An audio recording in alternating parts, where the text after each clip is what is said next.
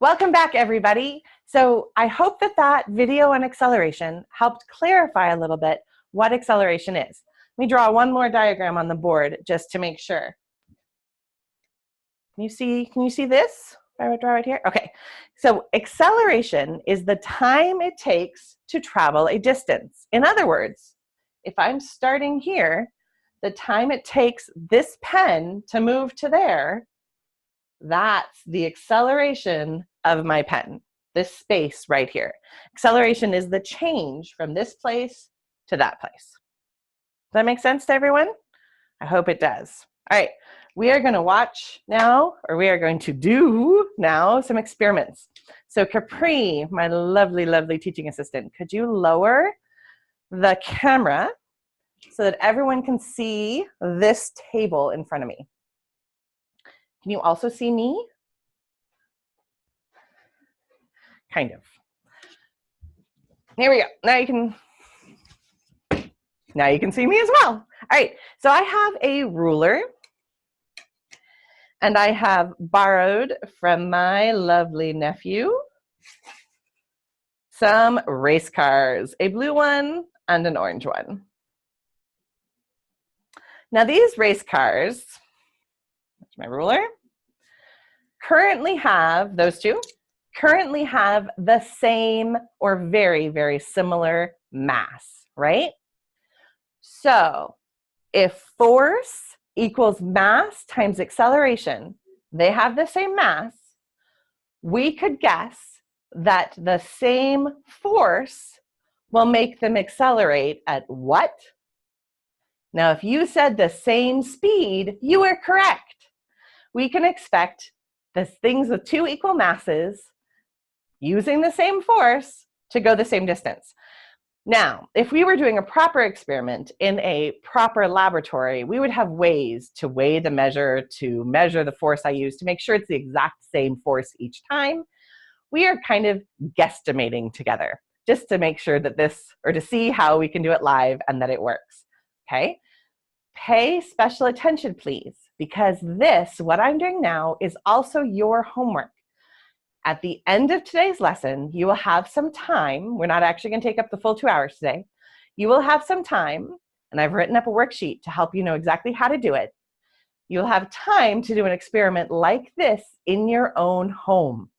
If you don't have any fake little cars, or in your own classroom, that's fine. There's a whole list of other stuff that you could use instead. So do be paying attention, okay? And be thinking along with me. Can you predict what's going to happen? So today, in lieu of some sort of very scientific force, I'm going to use this, what I can blow through a straw.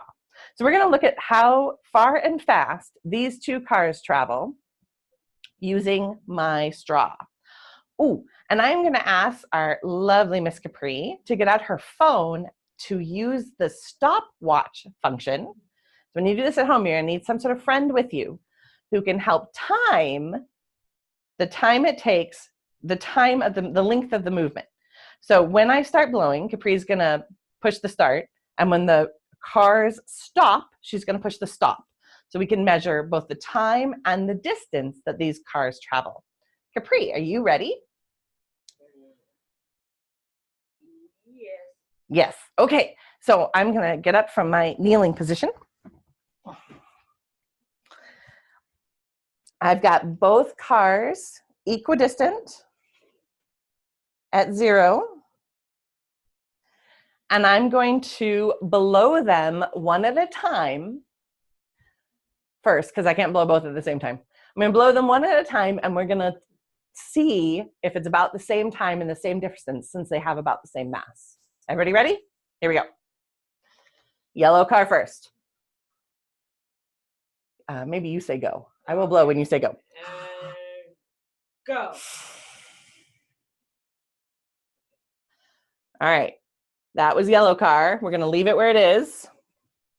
How much? What was the time? 2.17. So yellow car took 2.17 seconds. And it traveled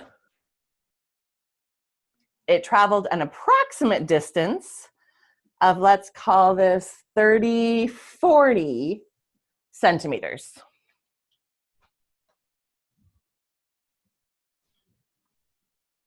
All right, that was the yellow car. Now let's see, whoops, where am I? Now let's see what happens with the blue car. Here we go. Capri, tell me when. And go.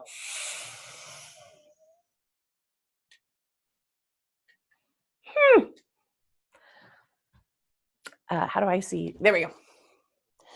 Now the blue car did not travel as far. So either the force was not the same despite my attempt, or its mass is slightly larger than the yellow car. Interesting. When you do this experiment at home, if you have something like that that happens, just go ahead and write it down. It's cool. We're just seeing what's going to happen. So we're deducing either the force wasn't the same anyway, or the blue car is actually heavier or has a larger mass than the yellow car. Now at home, you probably want to do this. At home, you probably want to do this 2 or 3 times and take the average of the two. We'll talk about averages in a second. If you're not sure how to do that, I can write it up on Google Classroom. But you just want to see, is the blue car always slightly less than the yellow car, or was I actually not blowing as hard? We are going to make now a significant change to the mass of each car. Oh, and it traveled pretty much exactly 30 centimeters. So let's look and see. What was the time of the blue car, Capri? Blue car was 280 seconds over 30 centimeters. The car looks bigger. Capri says the blue car looks larger to her. So if we had a kitchen scale here, which I did not think to bring, maybe you have one at home, we could measure the weight, and that would give us an idea of the mass. I thought they were about equal.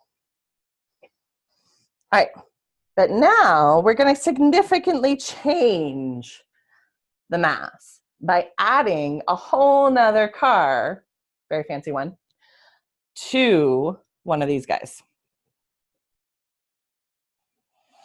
So now we have, in effect, doubled the mass of the yellow car. We've left the blue car alone. So let's see what will happen if I use the same approximate force to blow each of these. Again, we're going to do it one at a time. All right, here we go. Now, if you're watching at home, or our Handy Dandy Live audience, Barbara and Amy and Nathan and Oscar and Simeon, you can take a guess. What do you think is going to happen? Will this double car go only half as far? Will it go even less than half as far? What do you think? Make a prediction. Turn to your neighbor and say right now, or chat, what do you think might be about to happen? For you watching at home or in the classroom after the fact, take a moment too. Make a little prediction. Turn to someone next to you, let them know. All right, we're gonna get started. Okay, you tell me when. And go. All right. So our yellow car kept the copper car on it for a while, and it did not go as far, but it still actually went pretty far. Let's try the blue car on its own again. Ready? Go. Oh, it didn't go. Hold on, stop. Okay, ready?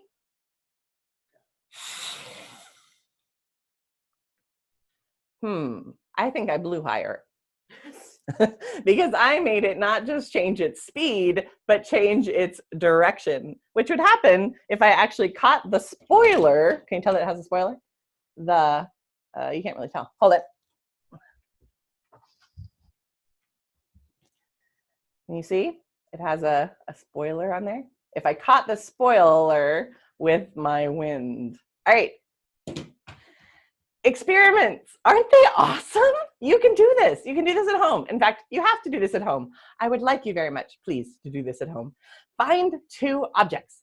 It can be cars. If you have kids or nephews or someone around like this, take 2 different cars that have 2 different masses, or 3 cars or 4 cars.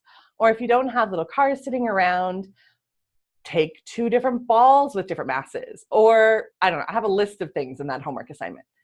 And see, using your finger or a straw like I'm using, how fast and how far you can make things go.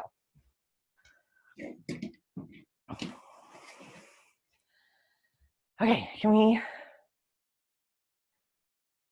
Awesome. All right, you guys, that was our first set of experiments. We have one more set of experiments that I'd like to do with you, and it has to do now with gravity. As you know, gravity is the force that pulls things down towards the center of the earth. All of us, I am standing here and not floating away because of gravity. Oh, do we have a question, Capri? What would you like me to do again? Type in what you would like me to do again. In the meantime, Oscar, that's Oscar. Okay, Oscar, you let me know exactly which one you want me to do again, and then we will do it again, okay? In the meantime, I'm gonna continue talking about this next experiment we're gonna do. We can go back and do this one more time. The next experiment has to do with gravity. So gravity is the force that pulls everything down towards the center of the earth. But we've talked about different masses, right? A different mass. Oh, perfect. Talked about how my eraser has a much larger mass than my blackboard eraser. It's more solid. It's heavier as well than this one. So we could assume, here, think about it. Which one, if we drop them, which one will land first? The thing with the larger mass, right? Mass times acceleration equals force. They're the same force pulling down, but this one has a larger mass. It's heavier. Would you expect the heavier one to hit the ground before the lighter one? Think about it. Live audience, you can type yes, no. Would you expect the heavier one to hit the ground before the lighter one? The one with more mass to hit before the one with less mass? Or not? Take a moment to think about it while we pause the camera and move a chair into view. All right, live studio audience, you have been with me for this transformation. The rest of you, welcome back. We're going to do a second experiment and see which one hits the ground first. Now, hopefully, you have come up with an idea of yourself, what you expect, a prediction. We're going to see whether or not your prediction is true. All right, ready, set, go.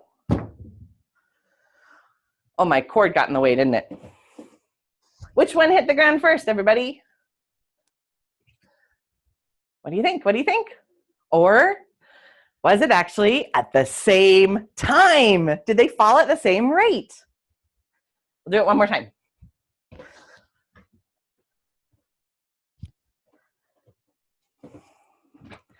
All right, here we go. 1, 2, 3. Did you see? Did you see? They fall at the same rate. Isn't that amazing? Why?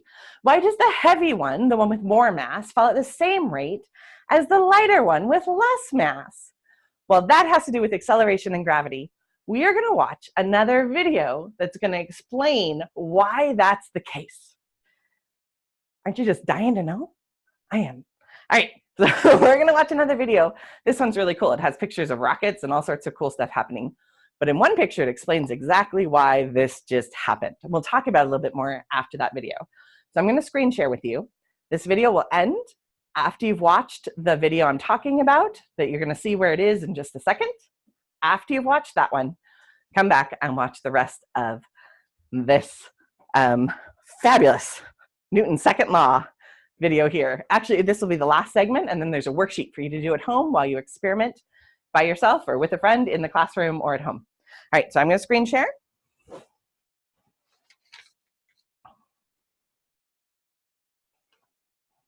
Here we go.